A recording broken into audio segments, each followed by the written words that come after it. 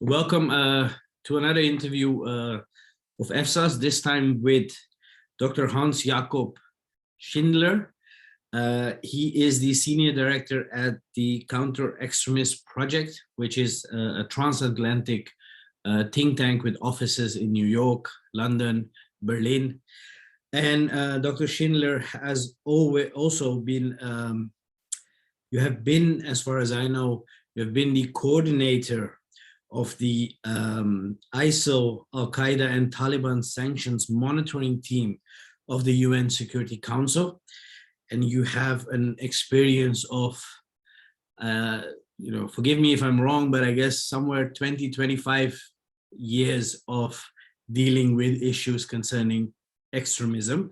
For the viewers, it's of course not your last stint with the UN Security Council was of course mainly related to ISIL, Al-Qaeda and Taliban, but you also have an expertise on far-right extremism and other extremist groups which are not directly or necessarily related to Islamic fundamentalism. So Dr. Schindler, welcome. Thank you so much. Thank you for having me. I'm very much looking forward to our conversation. Thank you. And as we discussed before we started, I read your CV, and I don't think I've enough time to go in everything you've done, but you have been a regular commentator on various news channels, various newspapers. You've also advised various governments. And of course, we are mostly interested in, you've also been part of Germany's governmental team investigating Al-Qaeda in Afghanistan, Pakistan, and Central Asia. Well, probably those are the things we are interested in. As you know, we focus mostly on South Asia. But before we get there, just a little bit about yourself, like we discussed, your choice of career, how you ended up in this field, and what you did before, and how your stint was with the UN, and what you're doing now. Fantastic. Well, thank you. You actually summarized this already quite well. So, my interest in terrorism really originated with the Israeli-Palestinian conflict, and that's what I wrote my PhD thesis on at St. Andrews University. I studied quite in a few countries. So, apart from Germany, I went to Georgetown for a time, and then St. Andrews. I had a stint at Tel Aviv University in Israel, and then was focusing on the issue of terrorism in the Palestinian-Israeli conflict, looking at both sides' terror groups in my PhD, actually. Following my academic career, and I was a managing editor of a scientific journal for about 2 years before I then joined the German government, again, particularly recruited for the issue of terrorism, because this was early in 2001, so January 2001, and there wasn't really anyone who was able to study terrorism in Germany, because that simply wasn't a subject at universities, but it was at St. Andrews University, which was at the time the only university in Europe that offered a postgraduate degree on international terrorism. So I got recruited and then put on the Al-Qaeda file, which included the regions that you mentioned.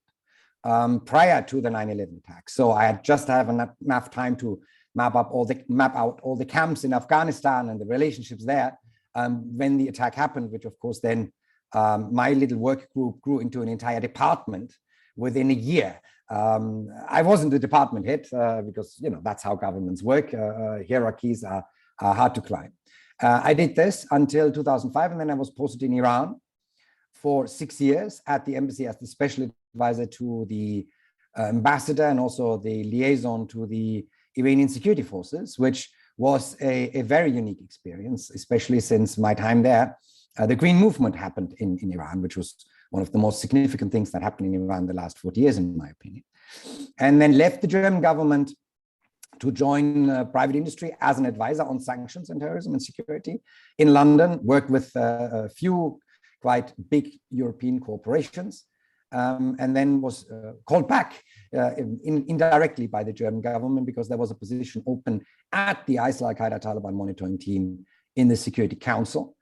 For the first time, I was the first German and then ever in any of the teams. And and then the first coordinator that Germany had in the Security Council in its existence, and so far the only one we ever had. The team really is the advisor to the members of the Security Council on not only the threat of ISIL, Al-Qaeda, and Taliban and the development of these organizations globally, so it's not focused just on Afghanistan, this is a global mandate. However, because there's a separate sanctions regime that this team also advises, the 1988 sanctions regimes on the Taliban, working with Afghan government in Afghanistan was one of the major work streams, and is until now, although I'm not sure how, but the access of the monitoring team. So, you know, at least 3-4 times a year, we were in Afghanistan for 2-3 weeks, traveling all throughout the country, including really remote areas like Uruzgan, Khost, because the UN has quite a big infrastructure there. However, since this is an elected position, you get 5 years to do this. So that ended then automatically in 2008 with no possibility to extend that mandate, extend that mandate. So you have to leave after the 5 years. That's part of the contract. In order to make sure that there is always fresh blood, other countries being involved. I mean, it's the biggest advisor team, 10 experts from 10 countries. But since this is a global counterterrorism sanctions regime with enormous impacts around the globe, they want to make sure that there's a certain turnover of personnel, but also of countries that have members of the team, because you work directly with the members of the Security Council, not just on the threat, but also on the design of global counterterrorism sanctions. So anything from passenger data transfers at airlines to regulations on container transports to arts and antiquities when ISIL started to loot those in Iraq and Syria in a large extent. You design this, and the Security Council then takes a decision on this, puts it in a resolution in some cases, and then it becomes legally enforceable all over the world. So it's quite an influential work that you're doing more in the background. So the team is not actually getting the recognition it should, in my opinion, publicly. So after 2018, the mandate ended, I joined this, you see the logo in the background, my organization where I'm working right now primarily. I'm also on the board of a couple of other organizations and companies that looks at violent extremism. So not extremism in a broad sense, but extremism that is directly connected to violence. And that on a broad spectrum, from all the way from right-wing extremism, what you mentioned, a little bit left-wing extremism, and to Islamist extremism and terrorism connected to violence. There are 3 work streams that we primarily work on. One is, and that was the raison d'etre why this organization was founded in 2014, is to make life hard for extremists and terrorists online, and not just, as many do, by analyzing what they're doing, but also helping governments. And my organization very much was involved in discussions with the German government when they passed the relevant laws, also with the EU counterterrorism coordinator and the EU Commission, when they now pass regulations like the Digital Services Act of the EU, that means regulatory efforts to make sure that the internet industry is treated similar to other industries who have a regulatory defined responsibility for the harm that their products may do, which is something that in 2014 no one was doing. So I was quite cutting edge. The second work stream is counterterrorism financing, and that's the work stream that I primarily lead on pretty much everything that the organization does. Again, not defined by extremism kind, so whatever financial methods are used, that also allows us to look at methods that one extremist phenomenon copies from the other one. And here we, of course, also have developed a online expertise, i.e. the misuse of cryptocurrencies and online services for the financing of terrorism, as well as the financing of right-wing extremism. And the last one is very operational. So we work with a couple of prisons on a huge Department of Homeland Security grant, building out in actual operational terms, pilot programs for the reintegration of released terrorist offenders, something that the US in greater numbers didn't have to deal with in the last 20 years, because you were either ending up with 1,000 years in prison, so you would never get out, or you would end up on an island in the Caribbean, where reintegration is also not the primary topic there. But with the Islamic State, there is now a prison population of several hundred that got very much shorter sentences, because even in America, you don't get 1,000 years prison sentence if you attempt to travel to ISIL, or if you send them $100. You get, of course, a long sentence, but that ends, and that time is now coming for quite a few of them. And so there needs to be an integration program. In parallel, we work operational with the UK government with the Channel and Prevent program, also dealing with training local authorities. For the viewers who don't know what Channel and Prevent is, this is a prevention program by the UK government that very much involves also local authorities, so your city administration, that should help prevent, and if not possible, then channel people towards better advice and possibly even police action if they are radicalizing in a way that they may become violent.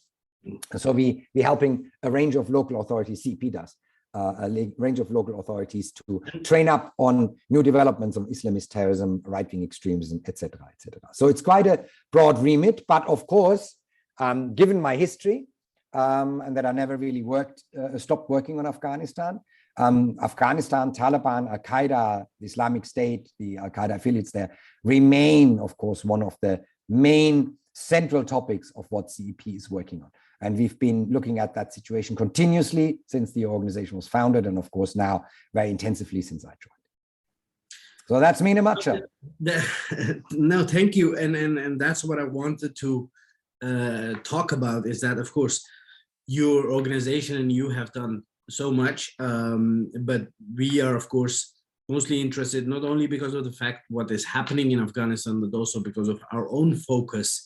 And as I said to you, we try to have these candid talks where I also try to make, I'm not a journalist, but I try to have candid questions. And one of them, after listening to you and after seeing what you have done, is one question I would like to ask you is, did the Sanction Committee of the United Nations Security Council listen to your advices? Because as far as I follow the news, the Taliban is back in power. Yeah, but see, that is a fundamental misunderstanding of what sanctions are and what their function is, right? So sanctions are a methodology.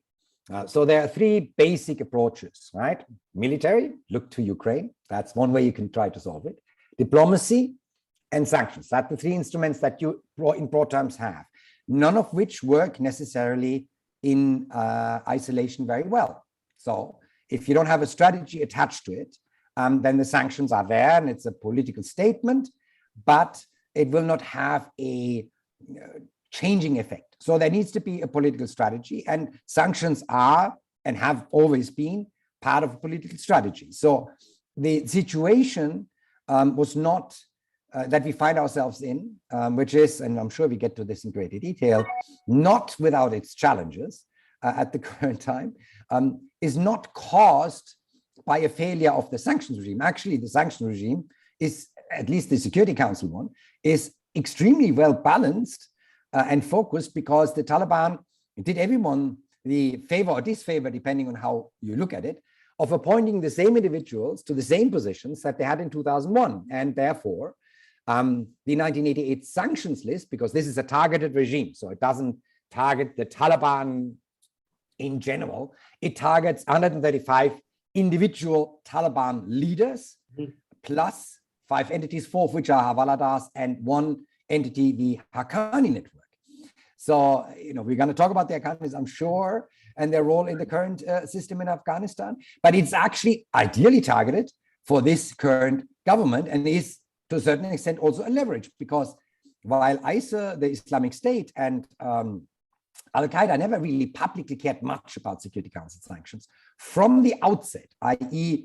1999, when the regime was founded, then in 2000, when it was an Al-Qaeda and Taliban combined regime, because the Security Council wanted Osama bin Laden to be extradited to the United States because of the attacks in East Africa, in Nairobi and Dar es Salaam, and the Taliban was the government, so they got sanctioned, and Al-Qaeda got sanctioned on top of them. And then in 2011, that was split off. And from the time it was split off as a separate Taliban sanctions regime, consistently, the Taliban had been asking to be removed from the Security Council sanctions, because they know that this is a massive political delegitimization tool that the international community has as leverage over them.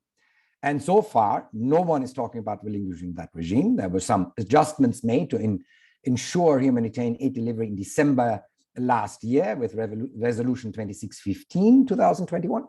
But the regime consists. So that means we still have leverage. Now, the $200 million question, of course, is how are you using and employing that leverage? So again, it's an instrument. The mere existence is not going to make the Taliban do X, Y, or Z. It's depending on what we use this leverage for. But when you talk about these sanctions on Taliban members per se and not the organization at large, I think the organization is listed as a terrorist organization under the UN Security Council Resolution 1257. No, it's not. It's not. It never was on the list. So there is. So there are designated. The way that Security Council sanctions work is you have a resolution. Yeah. Right? So there a resolution has words. Members. And then you have a sanctions list. Yes, exactly. And under sanctions are those who are on the list, regardless of what it says in the resolution, right? So the Taliban, however, as an organization, are sanctioned as a terror organization by the US government. Exactly. They sanctioned the Taliban as a movement as such. The Security Council never done that. The UN Security Council sanctions individuals. It sanctions groups like the Haqqani Network is a group, Al-Qaeda is a group, Lashkar-e-Taiba is a group. So you can also sanction a group. However, that is where you put, because see, the problem is, especially on the Islamist terrorist side, what is in and what is out. So designating groups really keeps a demarcation around what the Security Council defines as belonging to ISIL and Al-Qaeda, right? So, for example, the Taliban Pakistan are sanctioned as an Al-Qaeda affiliate, and therefore the extension of what belongs to Al-Qaeda by the Security Council also extends to the Taliban Pakistan. So that's why, primarily as a political signal, but also to demarcate where the borderlines are, right, of what the Security Council considers global international terrorism, which for the Security Council on the sanction side means ISIL and Al-Qaeda so far only, to define where the borderlines are and which groups are not considered to be part of this and which groups are considered to be part of this. Okay. No, as far as I know, the UN Security Council resolution of 1267 is a bit ambiguous in how it sanctions groups. The Taliban is not per se mentioned, but there are certainly sanctions on the Taliban, not part of the resolution. So there is probably where the misunderstanding is. Yeah. I mean, I've had that question after August quite a lot of time, because it says prevent money to the Taliban. Exactly. So right? I know the TTP is on the list, Al-Qaeda is on the list, ISIS is on the list.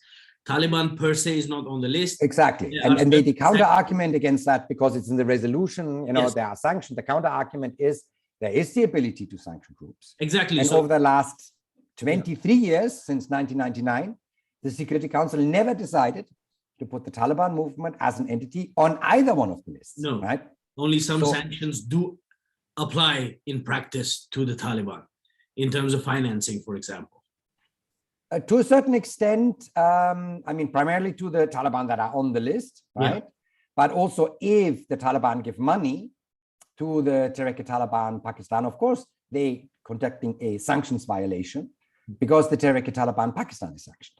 Right. And so if you give money to the Taliban movement and there is a clear risk or a record that the Taliban would hand this over, and we're going to, I'm sure, discuss the Taliban-Al-Qaeda relationship, would hand some of the assets over to Al-Qaeda, then you can't give that money to the Taliban, because then you would indirectly, because the formulation in the Security Council resolution is always directly, I give to Al-Qaeda, or indirectly, I give to someone knowing that he's giving it to Al-Qaeda. Exactly. And Taliban, let's not forget, was host to Al-Qaeda for a few years. They still are. And they are very clear about that. And so is Zawahiri in his latest video in February. So while we talk about these individuals being listed, of course, on sanctions list, and the Taliban indirectly in some way being sanctioned, how do you reconcile with the fact that the Taliban just recently flew in a private jet to Oslo for peace talks. Yeah, I mean, there is actually a procedure within the sanctions regime that can be used. So in difference to the Al-Qaeda sanctions regime, which has only a few basic exemptions that you can make, you have to apply as the government who wants to do this, if the individuals are under your control or in your jurisdiction. That is basic expenses, of course, because the asset freeze is global and total. That means you can't even give electricity or food to the sanctioned individual. So basic expenses for everyone. Yeah, government needs to apply, but this is like approved in a science procedure of 72 hours. So essentially approved. And then extraordinary expenses, if the individual needs to travel in a court case, or if the medical facilities in the country where they are not sufficient to save his or her life, then of course you can cross the border and get medical treatment there. The 1988, however, sanctions regime has an exemption that allows for the exemption of the travel ban of these individuals, plus a certain limited number of assets, i.e. money, that you can give to the individuals for the travel if the travel is in pursuit of peace, security, and stability in Afghanistan, right? So that is a mechanism that was deliberately put into the sanctions regime early on to ensure that the reason to separate this from Al-Qaeda, of course, was to make sure that you can diplomatically, officially engage the Taliban. You would never diplomatically, officially engage a group that is on the same global counterterrorism sanctions list, right? To be able to do that, right? And that's why the exemption is in there, and that's why it's used sometimes. My question here arises is that by including this mechanism, you of course you foresee a possibility that at some point of time you might have to diplomatically engage in the pursuit of peace. Yeah. Why wasn't? But this wasn't put in now. This was put in when this regime was split off in 2011, and it was used. You know, look at the Doha office, look at the negotiations and all of that. But if you look at that, why wasn't such a mechanism, for example, taught about other groups which are equally violent, like Al-Qaeda? Why hasn't that mechanism ever been thought about, that you could at some point? I'm not advocating for that. I'm just academically asking you the question. I was wondering, yeah. No, look, the difference. Why not diplomatically engage with Al-Qaeda then? Yeah. So the difference here, I think, in general terms, is that with the Taliban movement, right? And as I said, the symbiotic relationship with Al-Qaeda and hosting and sheltering them is a problem. But the Taliban movement as a Taliban movement has always been very clear, and that they at least accept the basic rules of the international system, i.e. they want to be the government of Afghanistan. How they govern is a different way. Yeah? Who their friends are that they're sheltering is a different way. But once you come to the Islamic State or Al-Qaeda, the whole point of them is to break the international system, right? The ideology is to, and that's the big difference, either attack only or primarily the far enemy, Al-Qaeda, or anyone, Islamic State, in order to really destroy ultimately the entire international system, put a new Islamic system, a caliphate in place, both, by the way, Al-Qaeda too, is often forgotten, thinks about an end state in which a global caliphate is erected. ISIL just basically jumped the gun and tried to implement that slightly earlier than Al-Qaeda, who says it's a generational problem, right? So there is no diplomatic engagement that makes sense with a group who wants to go away with diplomacy, right? So their idea is not an international system of nation states under the United Nations. Their idea is a completely different system. And what engagement to what purpose would require such an exemption? Okay, so and now and by the way, this is also important to mention so that it doesn't come across, because this is a very common mistake. Talking to sanctioned individuals and entities is not forbidden by the sanctions. Okay. Sanctions do not mean you cannot engage with the other entity. You just can't give them any assets, any weapons, allow them across your borders. That's where the restrictions are. But negotiating prisoner releases, humanitarian access, as long as you don't pay for it, is allowed under the Security Council resolutions. as long as you don't, as I said, as long as no assets change hands. Now that we come to that point, and there is a question here which I wanted to come a bit later to, but now that you have mentioned that assets, it's frequent, it's argued by some governments that there are states in particular, in this case in the region, the state of Pakistan, which has been a supporter of the Taliban. By that logic, maybe also a supporter of other terrorist organizations. So how do you see this connection, and how do you see that, or is that more politics, that then we don't go that far to designate countries as sponsors of terrorism because we need them politically? I mean, look, sanctions violations have led to a sanctioning of an entire country, in one case in the Security Council. However, that was largely due to the brazen approach that that country has done to the sanctions. This regards the Somalia sanctions regime. As that sanctions regime was established, Eritrea actually wrote a letter to the Security Council stating in no uncertain terms that it has no intention of ever implementing this sanctions regime. And then that led to Eritrea being added until a couple of years ago. And it was then called the Somalia-Eritrea sanctions regime. Now, Pakistan never said it would absolutely refuse to implement any Security Council sanctions. In fact, they've always stated that they would. And they had transposed all Security Council sanctions decisions of individuals and entities on both the 1267 and 1988 list into their registry, right? So on the sanctions implementation side, they never actually outright said. The practice is different. There are generals. No, I'm just telling you why. Mm-hmm. Yeah, Eritrea and Pakistan in their behavior were different. That is apart from the fact that, of course, Pakistan always balanced and continues to balance its interests with the United States and the West with its regional interests in Afghanistan. And that means they always had a foot firmly on both sides of the fence. And given the particular day or time of the day, one or the other side of the fence was, more important to them due to tactical reasons. Obviously, it is clear that Pakistan has very strategic interests in what's going on in Afghanistan. They see this, and they said so, as a strategic depth of their country. They know that in their rivalry with India, they need this strategic depth. They have made very clear that, especially when you saw what statements officially came out from very high-ranking government members in August, that they were, let's put this very diplomatically, not unhappy about the Taliban replacing Ghani, the Ghani government in Kabul. So it's very clear where they stood. Interestingly, of course, there's now big cooperation on many levels between Pakistan and the Taliban regime in Kabul. But they've become a little bit more quiet about their love.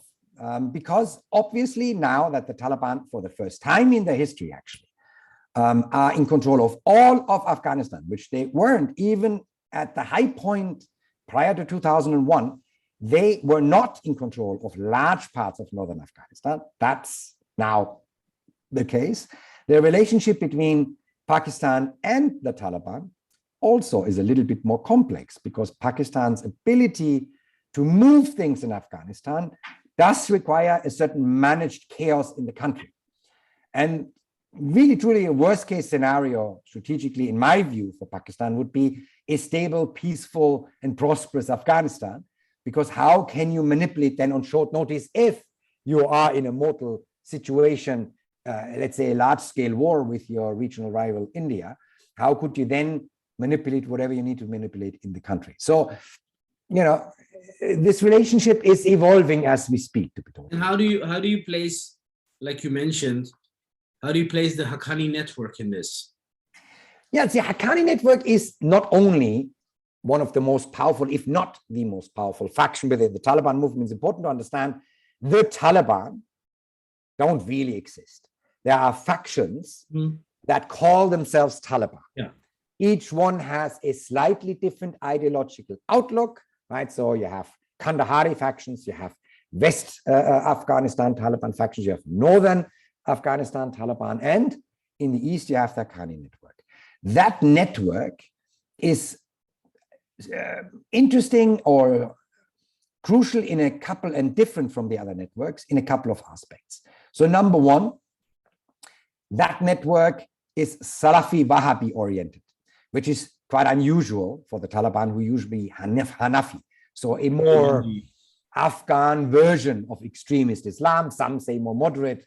Well, moderate compared to, you know, other less moderate is, you know, it may not be moderate as far as a European definition of moderate would go, but I mean, not Salafi Wahhabi. But the Haqqanis always were.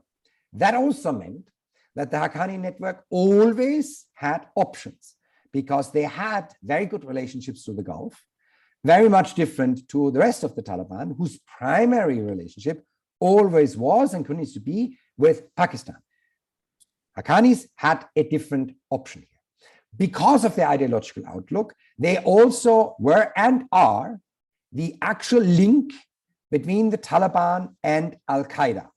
They're ideologically better matched. They've always been the going-between. They're the ones first accepting Osama bin Laden, talked to Mullah Omar about it being a good idea to accept bin Laden in Afghanistan, and so forth. That continues till today. They are the go-in-between, because as much as the Taliban, in their stated policy, see themselves only concerned with what happens in Afghanistan, they, in a broader sense, and this is primarily also influenced by the Haqqani network, see themselves as part of a wider global jihadi movement, and the only actual link to that whole global movement is Al-Qaeda. That's why Osama bin Laden, Zawahiri, until his death, and Zawahiri since, have always sworn personal loyalty bay'ah to all of the Taliban leaders. So first Mullah Omar, when the Taliban finally admitted that he was actually dead for a few years, then Mullah Mansour, and then Haibatullah. And not only did Osama bin Laden and Zawahiri do this, and then after the death of Osama bin Laden, Zawahiri, also all of the large affiliate leader, or the leaders of large affiliates of Al-Qaeda around the globe, including Jinim in West Africa, the movement for the protection of Islam and Muslims, an Al-Qaeda coalition of various groups that are affiliated with Al-Qaeda in West Africa. That leader too, Iyad Ghali, swore allegiance to Haibatullah. That means not only whatever is in Afghanistan, there are quite a few Al-Qaeda affiliates operating in Afghanistan, but also globally, the Al-Qaeda network, the leadership is personally loyal to the leader of the Taliban, which shows you how important that relationship is. And that's why also there was never a clear statement, or let alone action, of the Taliban to officially separate themselves from and disavow Al-Qaeda. Right? They always have the formulation of not letting Afghanistan be used for international terrorism, which means whatever you want to mean, right? But never a statement to say we disavow Al-Qaeda. Al-Qaeda should leave Afghanistan. This is nothing to do with us. They actually continue to shy away from that statement, because that's their link to that bigger ideological movement. It's very interesting you say this, that the Haqqani network have had this relationship with the Gulf countries, and also the link. Not necessarily the governments, but I mean, you know, influential donors in that country. So, and they are basically the link between Taliban and Al-Qaeda. Yes. There has been this famous quote from an American general saying that they are the veritable arm of the Pakistani intelligence agencies. That too. I mean, look, that is true. The close relationship between the ISI and the Taliban is true for pretty much all of the factions, right? But also, Pakistan seems to recognize the importance of the Haqqani network. I mean, very indicative.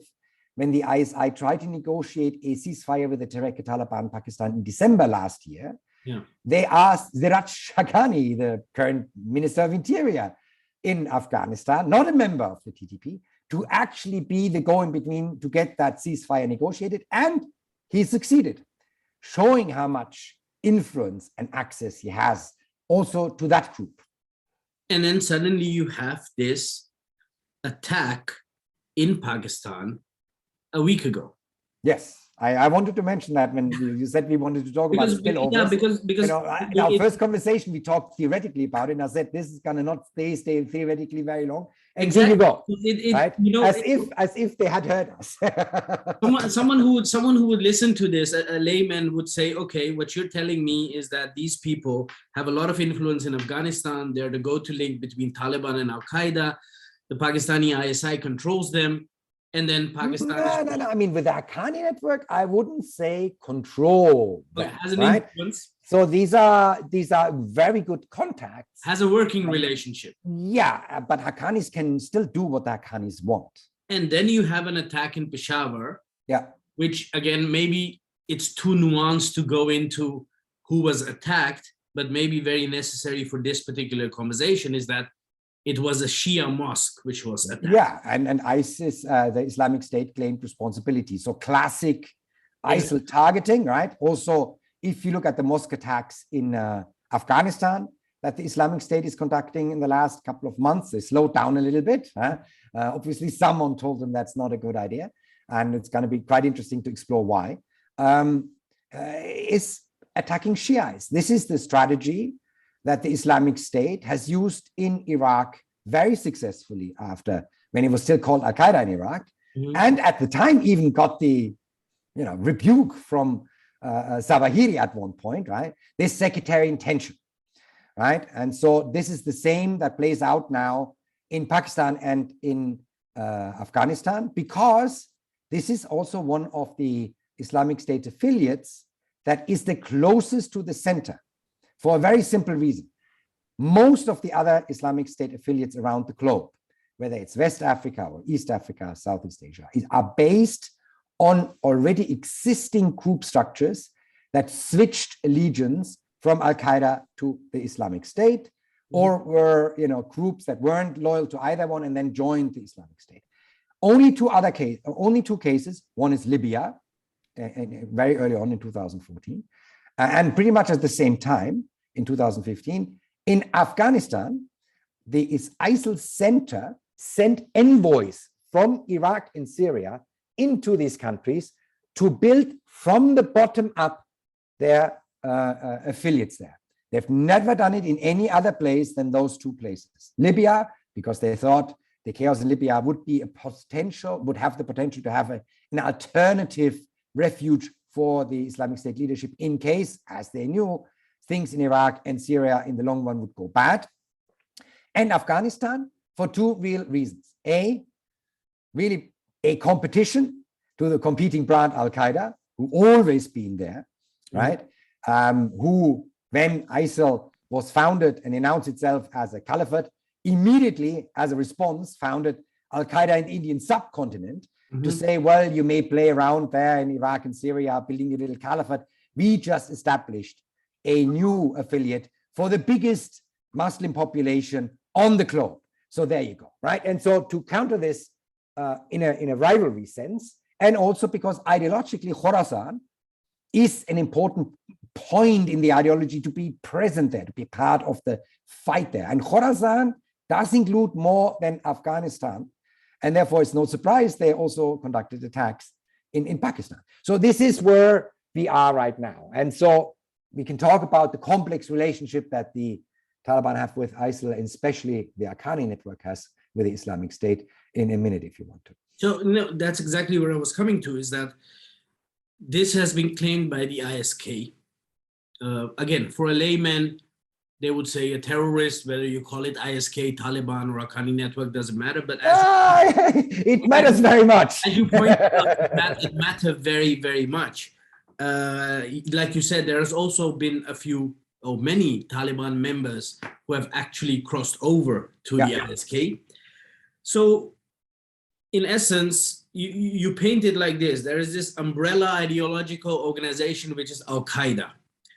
And there beneath you have these so-called branches of these organizations, which is Taliban, Al-Qaeda, ISK. And no. That's the other way around. The Taliban are not part of Al-Qaeda. Okay, no. Right? So there's the Al-Qaeda network around the globe, and all the affiliates were personal bayah to Zawahiri. Exactly. They hold the whole network together. In parallel, Zawahiri and all of the affiliate leaders swear personal bayah to Haibatullah. Exactly. Which means essentially they feel Haibatullah as somewhat their leader as well. Okay, so now you have on the ground this cocktail, and we're going to go to also the other spillovers, because you also have, let me put Afghanistan, Pakistan, this whole region a bit together. So you're talking about the Taliban, Al-Qaeda, ISK, Haqqani Network, Lashkar-e-Toiba, Jaish-e-Mohammed, and these are much more related towards India and Pakistan, but just the other four we are talking about, Al-Qaeda, ISK, Haqqani Network, and Taliban, these are very much present in the Af-Pak region. How do you see their rivalries playing out in the coming years? What will happen? So, I mean, look, if you look at the Security Council sanctions list and the groups that are mentioned there, and then look at Afghanistan, currently, Afghanistan is the country with the most Security Council sanctioned terrorist groups on its territory, right? So you can look through the reports of my former team for the full list, but I mean, it's a lot. It's the Islamic Movement of Uzbekistan, the Islamic Jihad Group, the Imam Bukhari Battalion. It's the Uyghurs, ETIM, East Turkmenistan Islamic Movement, or now Turkestan Islamic Party, TIP, right? Then you have the Pakistani originated Al-Qaeda affiliates, Lashkar-e-Taiba, Jaish-e-Mohammed, Tehrik-e-Taliban, Pakistan. You have Al-Qaeda in the Indian subcontinent, Al-Qaeda core, the people around Zawahiri, all currently operating on Afghan soil, right? And so what you need to distinguish here is the relationship Taliban-Al-Qaeda in Afghanistan and Taliban-Islamic State in Afghanistan. So unequivocally, the Taliban-Al-Qaeda relationship remains symbiotic, which means the Taliban are protecting and harboring these individuals. If you look at last August, just after the Taliban takeover, Samiul Haq, one of the significant Al-Qaeda members that's still wanted globally, enters Afghanistan on video, gets Taliban, i.e. Haqqani fighters protection in Nangarhar, and settles in Afghanistan. I guarantee you he's not going to open a bakery when he's in Afghanistan, but apparently he felt secure enough that he would do this now on social media. A couple of months before, that would have meant potentially a drone strike the day after, right? So that's how secure he feels. It is also clear that the Taliban at the moment, separating out foreigners that were part of these groups from Afghan fighters, because some of those Al-Qaeda fighters were actually integrated into the Taliban as instructors, trainers, blah, blah, blah. Attempts to make them part of the new Afghan army that they're building, but in a separate manner, separate housing, separate training, right? And give them, at least as far as I understand, when possible, Afghan citizenship. So actually, what about the promise? What about the promise? Again, you mentioned it, that the Taliban assures that their territory will not be used for terrorism, especially for Al-Qaeda. And they didn't say especially for Al-Qaeda. No, okay, that's the American. That is the small difference here, right? Okay, so on what hinges the peace talks and the Doha agreement and everything then? Yeah, I mean, that formulation is whatever you want it to mean, right? So this can mean never, ever, ever is going to be a terror attack planned in Afghanistan again. This can also mean Pakistan, which was probably planned in Afghanistan. This could also mean that someone arrives in Afghanistan, gets training there, and there is something that I need to mention about the Peshawar attacks, which is important to that point here. So it's not as clear-cut an example as you may think. So you get your training there, and then you go back to your home country. 6 months later, there's a terror attack. Now, Yeah. Has the Afghan territory been used for this? Debatable, right?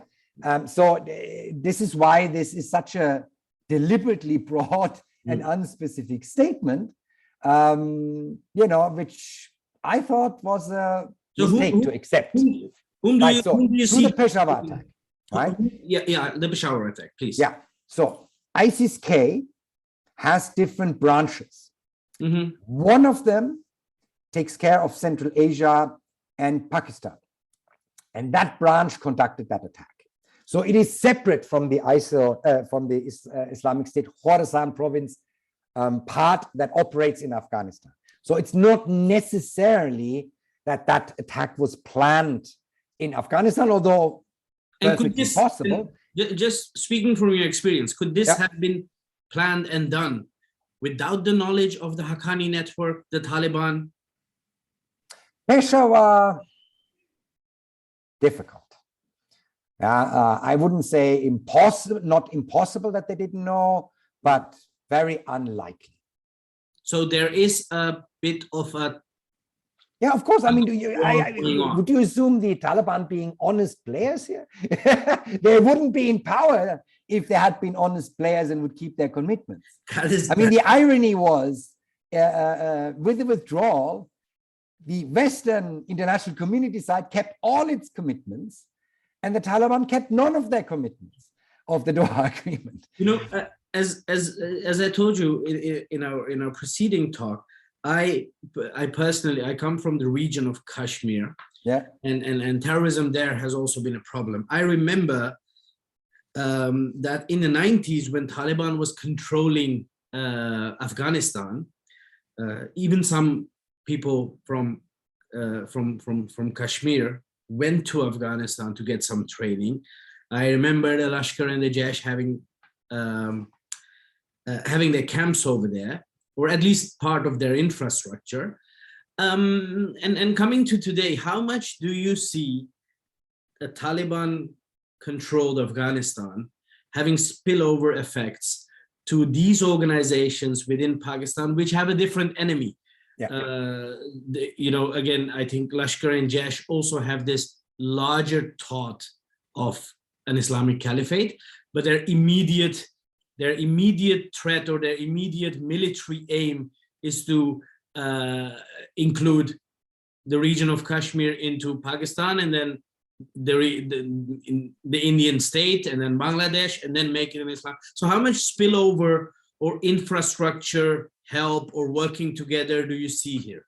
Yeah, I mean, this is something that is potentially going to be problematic for Pakistan as well, right? So there has been phases for Lashkar, Jaish, and other Pakistani groups and their presence in Afghanistan. So until 2001, yes, they also had their camps there, and this was kind of their area where they would do their training before they go to Kashmir. Then after 2001, there was virtually no presence, and it only changed after Zarb Asp, the actually quite good, well-executed operation of the Pakistani military to take further control of the tribal areas, which, as you know, constitutionally, the government really doesn't have a firm hand there, as it doesn't have with Baluchistan. It's a special status there. So it's very tricky for the Pakistani government to actually take control there. So they, in several waves, try to clean out the tribal areas, built a fence on the border to Pakistan. And the effect of that is that the fighters of Lashkar-e-Taiba, Jaish-e-Mohammed, TTP, actually went over to Afghanistan. I'm not privy to Pakistani detailed strategic planning, whether this was a side effect of what they were doing, whether it was the intention of what they were doing, but this is what happened. And so you had this presence on the ground in Afghanistan since Zarb Asp, the first Zarb Asp. There were several ones. That presence was kept in check, of course, to a certain extent, by the international community and the Kabul government until August last year. Now, no checks, right? And so obviously now you have a greater ability for them to train with the Western Recuperation Area, especially when it comes to groups whose sole aim is to attack Pakistan, as for example, the Taliban Pakistan, but also ISIS-K, but also you have more room to maneuver for Lashkar-e-Taiba and the Jaish-e-Mohammed, whose primarily aim may be Kashmir in the short run.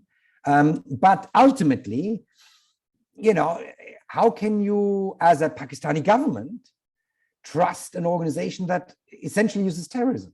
This is going to come home to haunt you at one point or the other. Which it already has. Yeah. So in a way, this is not particularly perfect news for Pakistan either. So, but do you see these organizations, so the TTP in Pakistan, Lashkar and Jaish towards India and Kashmir, do you see them ramping up their operations? Do you see in a situation? Inevitably, they're in a situation they have never been in their history before, since, no, that's a lie, 2001. But even more comfortable than until 2001, because the Taliban now control all of the country. And they are there, they are sheltered there. They are protected both from the international community, as well as if Pakistan wanted to do anything, it's now needing to do this against the Taliban regime or in cooperation only with the Taliban regime. This has not been as comfortable for them in a long time. So obviously they will scale up their capabilities. They would be absolutely stupid not to do so. And they've never been proven particularly stupid in the past. So this is an inevitable development, which ultimately is not particularly positive for Pakistan. Is the Haqqani Network exactly there because of this region to control, like you said in the beginning, the Pakistanis are most benefited in their sense or in their strategic depth policy by having a managed... They initially thought so. I think they're trying to understand that, yeah, this was nice, but there are also quite a few points where things are not really working in their favor. Is it therefore that the Haqqani Network is in the government in Taliban to keep a check on this managed chaos, as you call it? Pakistan has a lot of influence over the Taliban, but I mean, it's not running the Taliban as such. There would be no conceivable power structure of the Taliban in Afghanistan that would not include the Haqqani Network. This has always been a central part of the entire movement. There was no way around this. You see which ministers belong to the Haqqani Network, right? Key ministries within the government are led directly by Haqqani leaders, all of them on Security Council sanctions, right? So there was no way. If Pakistan wouldn't have wanted it, it would have still happened. And that it may be in the interest of Pakistan for it to be so has really no or very little to do with them being in those positions. There was just no other way to do this for the Taliban.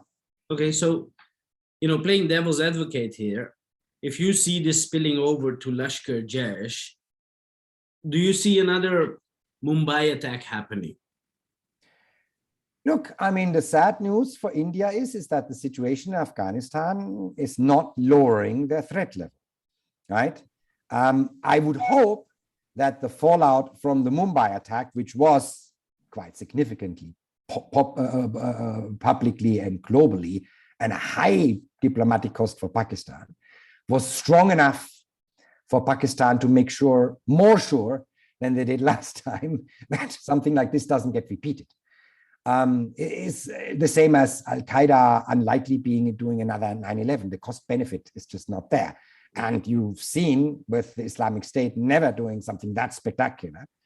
A truck and 100 deaths in Nice is just as bad. So you don't have to do these super high profile attacks. One can only hope that still holds, but guaranteeing no. Because if something like that would happen, which with today's changed environment, you probably would have a war. Well, that is beyond my capability of really to predict, because I just don't know intimately enough the strategic planning of the Indian and Pakistani government, but large-scale terror attacks emanating from groups that are generally perceived of being loyal to your adversary are never conducive to a peaceful coexistence. And you see you don't hope so, but you see terrorism in the region getting beyond Afghanistan and spreading its tentacles towards Pakistan, Iran, India. You see it going further. Do you also see it going towards, you just mentioned them, towards the Uyghurs and the Xinjiang province? So here a little bit of a distinction. First of all, yes, this is not good news for counterterrorism regionally first, internationally later, right? So at the moment, we still also see the after effects of the COVID restrictions, reduced international travel, stricter controls, right? A less target-rich environment as far as soft targets are concerned. That had an impact on terrorist operations. It was just simply not as easy to do. It was more difficult to do one, right? So once those go away, then we'll see where we stand. Clearly, the situation did not lead to de-escalation or de-radicalization of sympathizers. That's the second point. The third point is now we do have a sanctuary, at least for some of the terrorists, within Afghanistan through the Taliban movement. So absolutely, including globally, the terror threat is not helped by the situation in Afghanistan right now. As far as the Uyghurs is concerned, it is really important to understand that the amount of Uyghurs currently fighting in Syria is incredibly higher than any number of Uyghurs fighting in Afghanistan right now. These were and have always been the smallest group in Afghanistan. They reduced further with the situation in Syria and Iraq developing over the last couple of years. They do not play a significant role as far as the groups in Afghanistan is concerned. And that's why if I would be worried about the Uyghur terrorism, Syria is definitely higher on the priority list than the few people who are still left in Afghanistan. Okay. But is that one?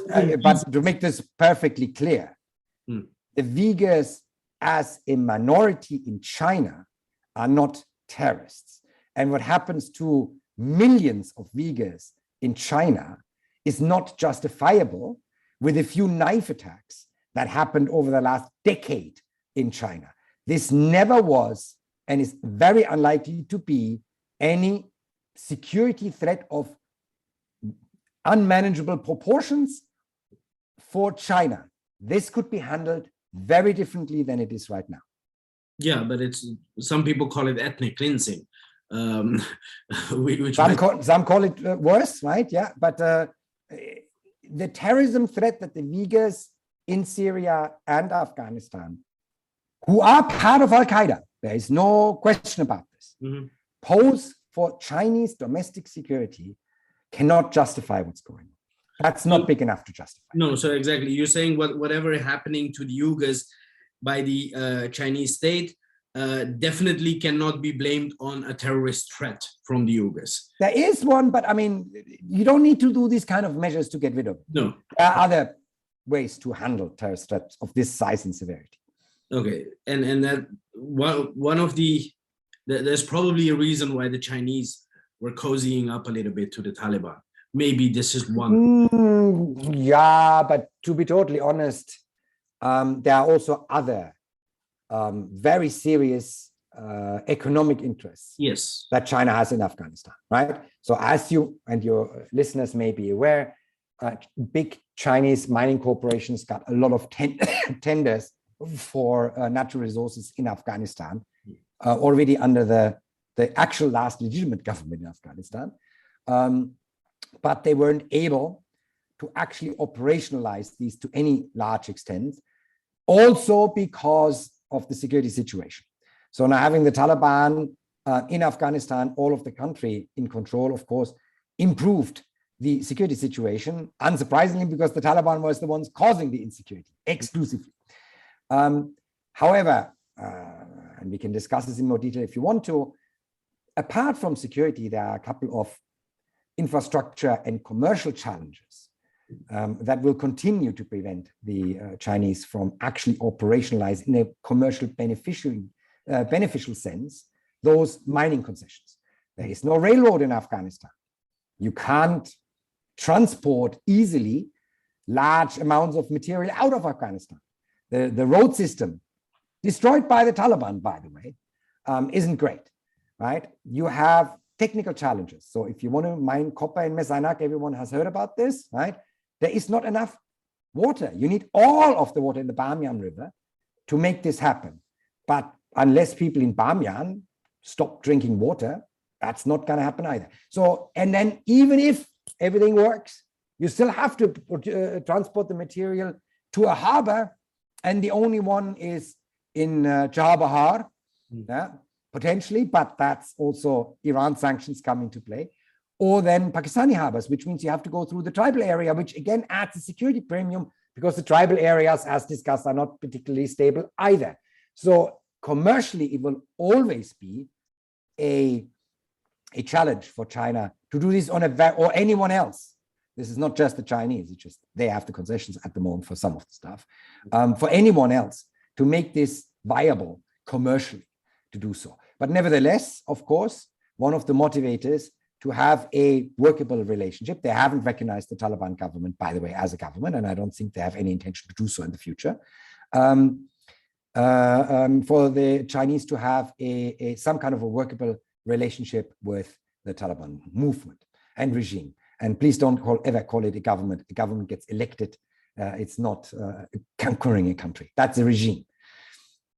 The brutal Taliban regime, let's call it. You talked about commercial and economic interests. There's one big commerce in Afghanistan and in the region, and that's of course the drug economy of Afghanistan. And of course you have always had heroin, and now you have meth. You know, you talked about the finances of terrorist organizations, Al-Qaeda, Haqqani Network. I believe the drug economy is one of the biggest sponsors of these terrorist organizations. So why don't we? Well, it's also the oldest income stream of the Taliban, right? So my team in 2015 did a special report on Taliban cooperation with criminal organizations, and we were able to prove, based on what the Taliban had published themselves, that there was never a second of the Taliban movement without money from drug productions. Their founding was pre-financed by 3 Nurzai drug networks in Afghanistan. They've never spent a second without being involved in the drug economy. The statements of Mullah Omar in 1999 and then again in 2000, right, had zero effect. In fact, what happened is when he said no more drugs in Afghanistan, right, was a political signal, nothing more. He knew where the money was coming from, right? It led only to the collection of the harvest. First time, absolutely nothing happened. Second time, he said you have to plow the poppy plants under because you can't generate seeds from poppy plants, right? You have to plow them under. And that led to the collection of the harvest, one of the harvests in 2000.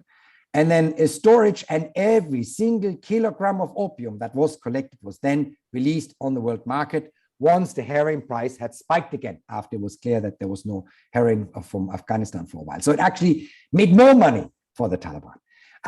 In the last 20 years, there's always been this discussion, when I also discussed it with other governments, this issue of Taliban drug financing. Yeah, but there's also drug cartels that are linked to the other side of the government. That was true for about 10%, right? Consistently, the Taliban controlled 90% of the drug market in Afghanistan in the last 20 years, right?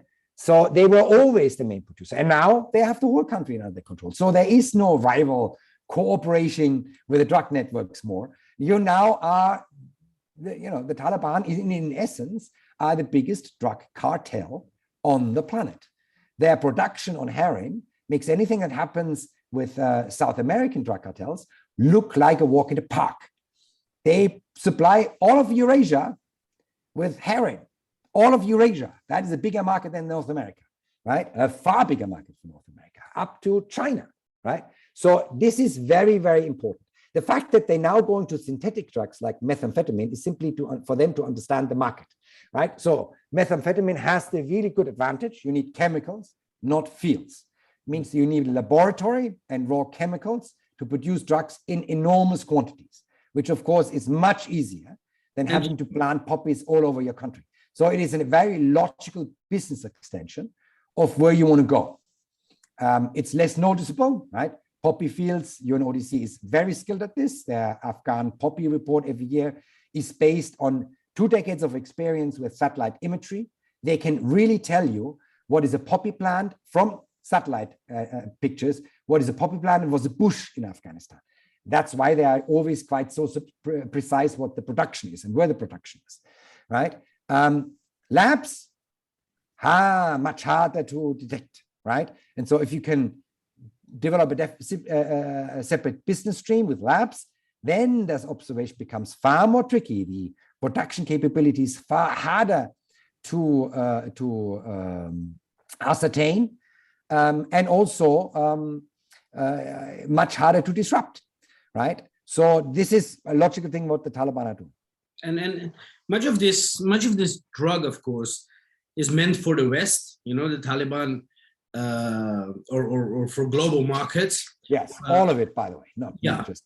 There's some drug. Of course, there's a drug problem in Afghanistan. Yeah, there's also not an undeniable one. But I mean, Iran. The production is not made for intended consumption. That was never the point.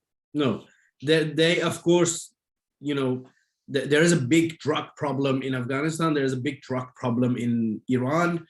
There's also a big drug problem in the Afpak region, so in Pakistan. Yeah, because most of it is hundreds of tons of these things go through this country. Of course, some of this will be diverted domestically and consumed, right? I mean, when I was posted in Tehran, a shot of heroin at times was cheaper than a liter of milk. Mm. So the West, or the global order in terms of Afghanistan, deals particularly, which concerns our field, with 2 main issues. One is terrorism, and the second is drugs. Yes. So, and that was also one of my questions coming to. And that will also, on the money laundering side, will get more tricky, right? Of course. Although in the last 20 years, the Taliban had quite sophisticated money laundering schemes. I mean, Etamat Water was Etamat group of companies was a conglomerate of Afghan and UAE-based companies that allegedly sold, imported, and distributed foodstuffs and beverages, and had a Navala attached to, but was just a massive money laundering operation of the Taliban, as it turned out then when OFAC finally sanctioned them.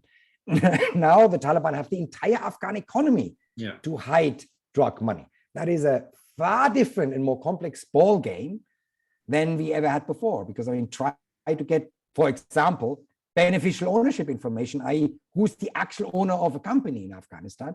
Try to get that information now, where we no longer really have any footprint in Afghanistan as the West, as the primary consumer of those drugs, as the primary interest of not receiving those drugs and stopping the drug money. It is much more complicated and complex now.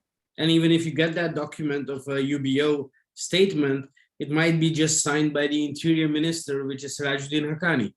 So yes. How much? And therefore, there may be more research required then. Exactly. So what's the West, or you know, the Allied troops along with America left Afghanistan, but they're still left with these problems, which is terrorism, drugs, money laundering. Of course, they're all interrelated. So what is now the role of the West? And you know, what does the West or the global counterterrorism narrative or organizations or states, what's the role the West can have? I mean, first of all, there are a couple of things which legally, ethically, morally will have to do, right? So humanitarian aid to Afghanistan is not a choice, it's an obligation. As an international community, even, legally it's an obligation, but even more so after 20 years in this country, you cannot just not do humanitarian support for the Afghan people and let them, freeze to death or starve to death. Luckily, that hasn't happened, by the way. All the worst predictions, luckily, of the humanitarians initially, what would happen this summer, this winter, have not materialized to the extent that they were fearing at the time that they would materialize. So that's number one. Number two, as made clear already by Resolution 2615 of December 2021 from the Security Council, there is a willingness and a necessity to go slightly beyond humanitarian needs, meaning this basic human needs. In order to distribute food, you need roads. In order to work, you need electricity. In order to help, you need water. So these very basic human needs, there's also a willingness to support humanitarian organizations and not let sanctions stand in the way. So that's the stuff that we need to do. The stuff which is optional but not advisable. I just want to interrupt over there. I understand these are very necessary and these need to be done. A side effect of this, isn't it a fait accompli then that the Taliban regime will continue in the position they are? Because you'll have to work with them. Well, there is first of all, there's a difference between basic human needs and prosperity, right? So basic human needs is not equivalent to development aid. I know some of the humanitarian communities want to go there. I just don't see the political will or the necessity to help the Taliban to develop the Afghan economy into a prosperous, well-functioning, well-earning economy. Things have consequences, and that's one of them. So humanitarian aid, basic human needs, fine. Development aid in the actual sense, I don't think that is advisable because of all of the terrorism and drug aspects. The way this is at the moment discussed, that doesn't mean that it's necessarily playing out like this, is to do, first of all, to continue bundling aid rather than everyone doing it themselves the same way, right? The big mechanism at the time until August was the Afghanistan Reconstruction Trust Fund, ARTF, right? Where all the donors paid in, and that was through the government of Afghanistan delivered to the Afghan people. That is not going to happen in the same manner. So there is not going to be a delivery through the budget of the Taliban regime to the Afghan people, but what is called off budget, which, by the way, a significant amount of aid was off budget in the last 20 years. At every time, there was never no off budget humanitarian aid being delivered. So it can be done. It just needs to be refocused, meaning a direct delivery to the Afghan people with minimum involvement of the Taliban regime. You can't completely not involve them because you need licenses. For example, teachers need to be paid, right? But minimum involvement, and at least, and that would be the point where I would say it would be unadvisable to do so, a recognition of the Taliban as somewhat of a legitimate government. Again, governments get elected, regimes force themselves into power, and it's very clear what happened here. This was not a national election in Afghanistan. And on the terrorism and drug side? This is a more tricky issue. There is some arguments which I find quite offensive, that all that Afghanistan can do is the drugs, right? Yes, of course, it is also an economic income, but I think I find it extremely disrespectful to Afghan people to say all you are able to do productively is drugs. They had no choice, and they have no choice under the Taliban. The Taliban made sure that the drug-producing peasants in Afghanistan were in a commercial dependency to them at all times. Just to explain how that works, as I already mentioned earlier, poppies do not generate seeds themselves. So you need to get seeds for the next planting season, which means the Taliban gave those poppy seeds to the peasants, and a cash credit to live until the poppies mature and you can get actually the opium out. And that cash credit was always above the maximum expected yield of the field of that particular individual, which means at the end of the planting and harvesting season, the individual was still in debt to the Taliban, which explained why after ISAF and then the international coalition got extremely efficient in the battle space in Afghanistan, the Taliban lost thousands every fighting season. Why there would be, again, 10, 20,000 fighters on the field in the next fighting season was a large part of them weren't there because they wanted to. They were there because they had to fight off the debt to the Taliban during fighting season. And that economic dependency on the Taliban continues today. Until that is broken, a large part of those who grow poppies today in Afghanistan have no other choice than to do so. Because the Taliban are not easily forgiving any debt. If you think they are religious and are kind, I think you're sadly mistaken. When it comes to money, they're very hard, which, by the way, is also the main explanation why the relationship between ISIL and Al-Qaeda changed, ISIL and the Taliban changed at one point. Initially, the Taliban official statements about the Islamic State operating in Afghanistan was, please don't shoot the brothers. They used to be us. They may come back in the future. We're not happy that they have a separate group, but don't harm them. This changed only and exactly at the same time as ISIS-PK gained control of a couple of valleys in Nangarhar province and implemented the usual Islamic State counter-narcotics policy, meaning they bought one harbor of all of the fields in that valley, in these valleys. $3 million, our estimate at the time, at the UN, were spent for that. Then they burned the entire harbor. So in difference to the Taliban, didn't store it and sold it later. They actually burned it verifiably and then said, anyone growing drugs, anyone transporting drugs, anyone producing drugs, death sentence, you and your family. That's when the Taliban relationship to ISIS-K changed. All of a sudden, they became mortal enemies. So if you touch the Taliban money, they're not gonna react with understanding. Dr. Schindler, we're coming to the end of this interview. There's one question which I still had on my mind. Of course, we have discussed different aspects and not everything can be brought into one interview of an hour, 1.5 hours. Maybe we need another interview or a few of them to discuss all aspects in detail. There's one thing which during the interview I got a bit of a feeling of is that you have, of course, discussed a few nightmare scenarios. We both agree that the Taliban are much more powerful today than they were last time that they ruled the country. The drug issue has only grown. Taliban is much more stronger, much more economically secure. And I wouldn't go that far. I mean, they had a budget that they released. They had an investor conference, ironically, that they conducted in Kabul.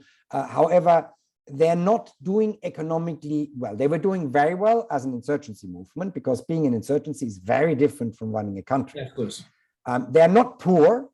So this extremely dire prediction that everything is going to break down by November, December last year, luckily didn't materialize. There is money coming in, let alone, there is of course drug money coming in, but there's also some economic activity still going on in Afghanistan. Okay, so but they're not doing well. I mean, they're not no richer now. If anything, they have more outflowing costs than they had as an insurgency, where their primarily concentration was on the perpetration of violence, paying fighters, procuring weapons, right? Not delivering services. So this now that you government in exile never did anything but judges.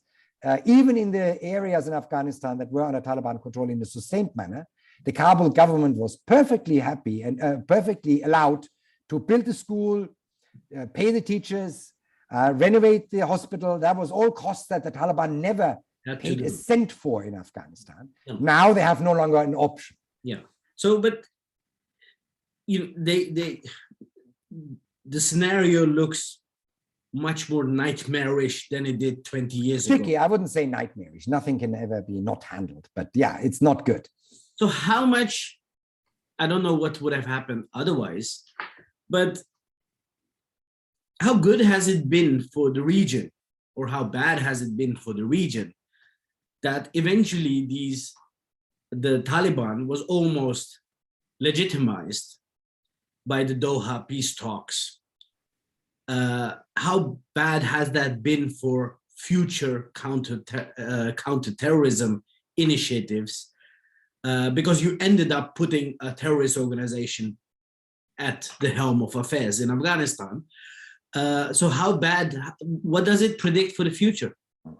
So a couple of points here. So first of all, putting the Taliban in power in Afghanistan was not the point of the Doha No, but talks. it happened. The point was to have a power sharing agreement and a peaceful transition via elections, as you would do in democratic systems.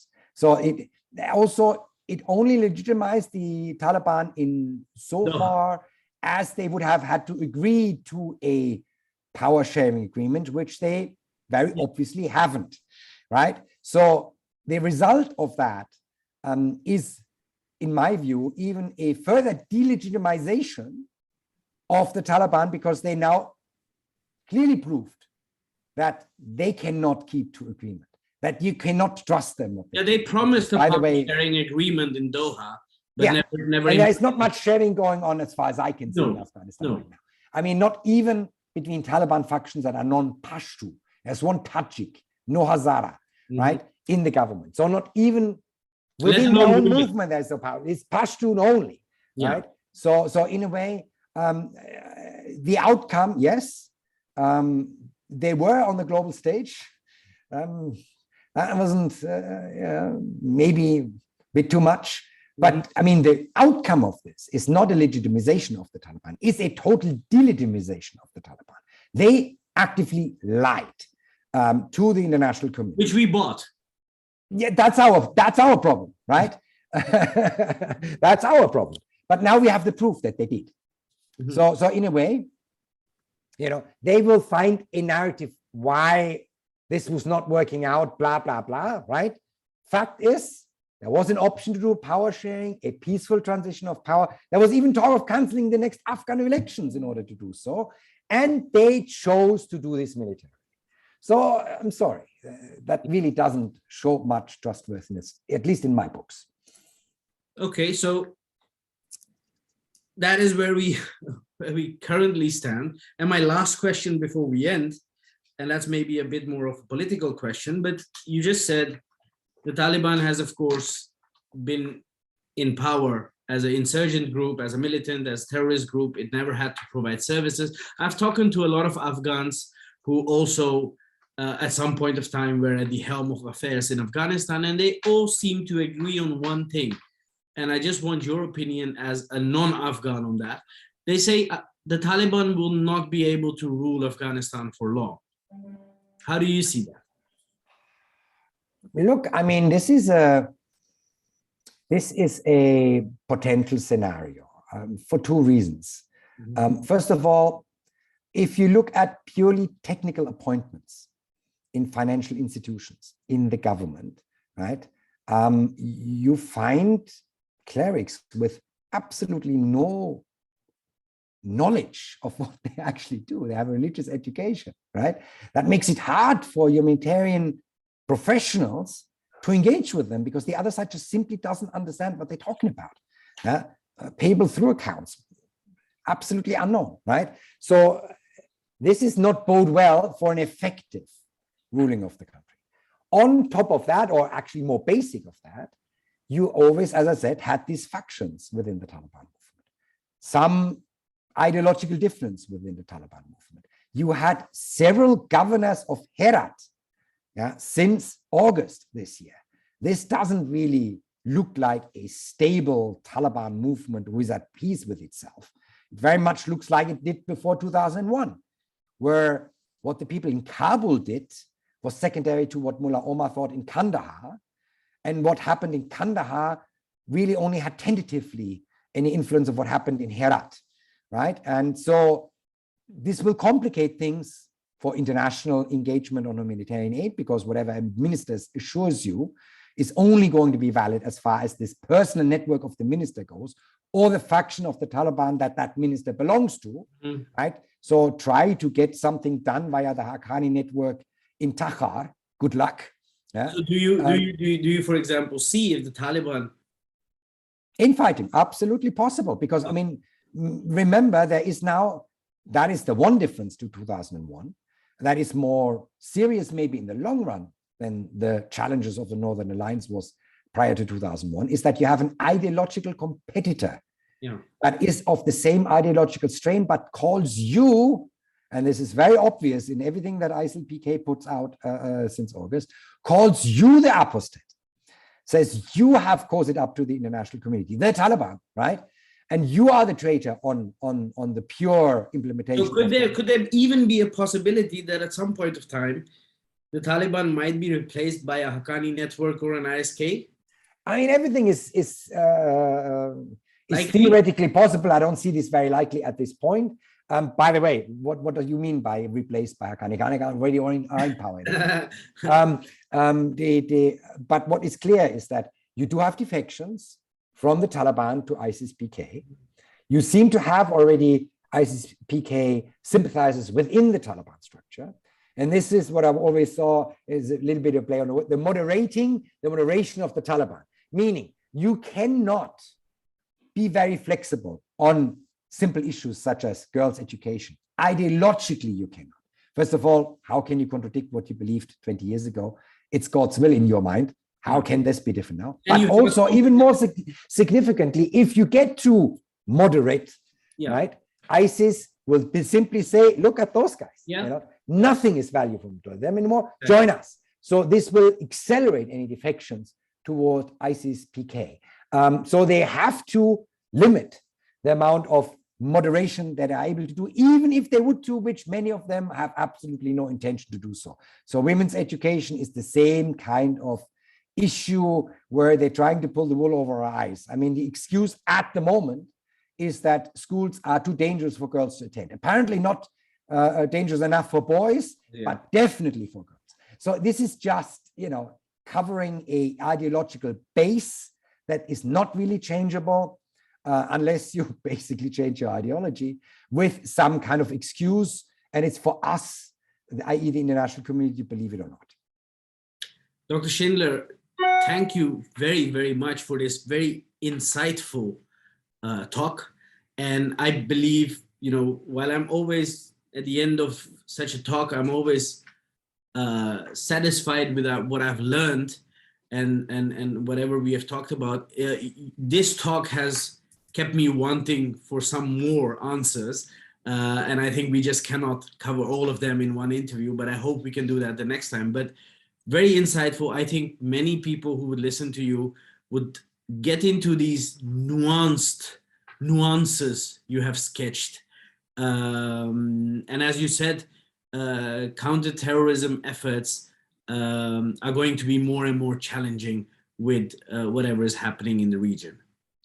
Thank you so much. It was both a pleasure and an honor to be with you. Thank you for listening to my rants for a long time. I really appreciate this. Of course, always happy to come back. And once again, thanks for the invitation. Thank you very much. Thank you. Thank you so much. Bye-bye.